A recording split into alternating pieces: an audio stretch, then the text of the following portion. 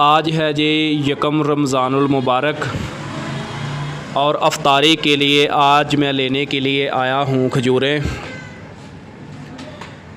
आज मैं हाफ़ज़ जी के स्टॉल पर खजूरें लेने के लिए आया हूँ। मैंने सोचा वीडियो बनाऊँ, अपने दोस्तों के साथ शेयर करूँ।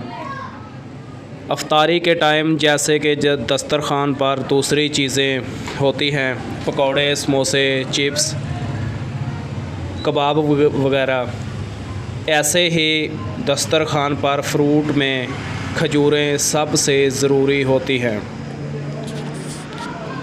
हाफ़ज़ जी के पास मुख्तलिफ़ किस्म की खजूरें हैं। मैं आप लोगों को वीडियो में दिखाता हूँ हाफ़ज़ जी के पास कौन कौन सी खजूरें हैं। मुख्तलिफ़ किस्म की खजूरें हैं और इनके रेट भी मुख्तलिफ़ हैं।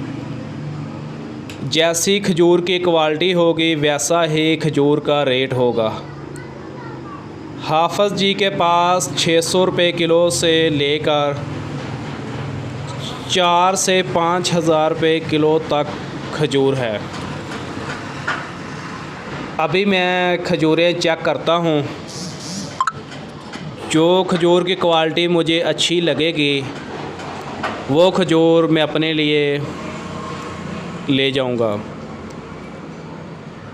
2024 की निस्बत 2025 में खजूरों के रेट काफ़ी ज़्यादा बढ़ चुके हैं।